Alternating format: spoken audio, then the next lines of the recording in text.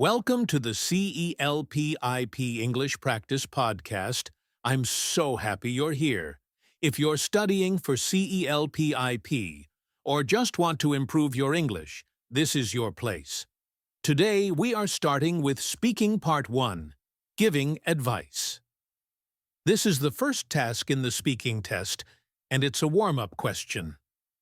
You will hear a short situation about a friend, co-worker, or family member, and you need to give them 2 or 3 pieces of advice. And don't just give advice. Explain why each idea is helpful. That's what makes your answer sound full and natural. Let's try a real sample question. Your friend lost their keys in the local mall. Give them some advice and also tell them how to avoid this in the future. Here's a good full answer. Oh no, that must feel so stressful. First, go back to every store you visited and ask if anyone turned in the keys. Many malls have a lost and found office, so check there right away. If you still can't find them, call a locksmith or someone who has a spare key so you can get home safely. To prevent this from happening again, buy a keychain with a tracker, or keep your keys in the same pocket of your bag every time. That way, you always know where they are. Notice how this answer has steps and also includes future advice so it doesn't happen again. Here's another question you might get. Your friend wants to save money for travel. Here's a longer answer. That's such a great goal. First, set a clear savings target and decide when you want to travel. Then, move a fixed amount of money into savings right after payday so you don't spend it by accident. Cut small daily expenses, like buying coffee or eating out. Those small things add up. And if possible, take a short part-time job or freelance work to save even faster. These steps together will help you reach your goal sooner. You could also give more creative advice like sharing rides to work, buying used items instead of new, or selling things you don't need online. Here's another situation. Your friend is getting too many telemarketing calls and is annoyed. Here's one way to answer. I understand how frustrating that is.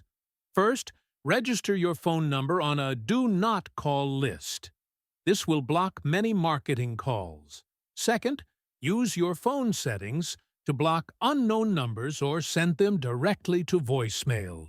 If the calls continue, you can install an app that automatically blocks spam calls.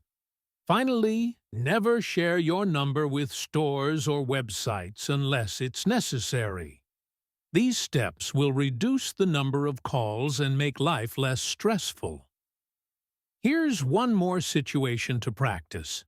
Your friend is planning a vacation to a new country and asks for advice. Here's a good answer. That sounds exciting. First, research the country.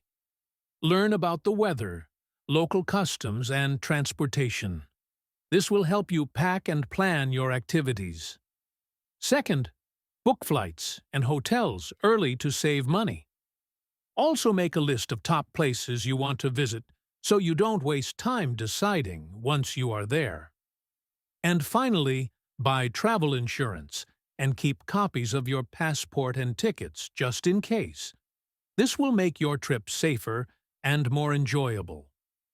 When you answer these questions, always give at least 2 or 3 pieces of advice. Explain why each idea is helpful. You can even add a small personal example.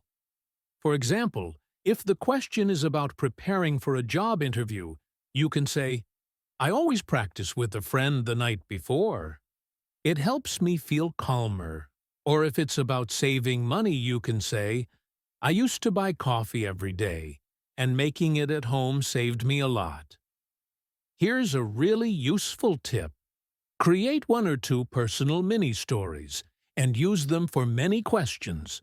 For example, you can create a story about how you saved money, or a time you helped a friend, or a time you prepared for a trip. When you get a new question, just change a few details and use the same story. This makes your answer sound real and saves thinking time during the test. Before we finish, let's review. Give at least 2 or 3 ideas. Explain why each one helps. Add a short personal example if you can. Use linking words like first, next, also, finally to sound organized. And don't rush. You have 90 seconds, so you can breathe and speak slowly. That's it for today's practice on giving advice. Pause this podcast and try answering these questions by yourself before listening again. In the next episode, we will practice Part 2, talking about a personal experience. Thanks for listening, and remember, you can do this.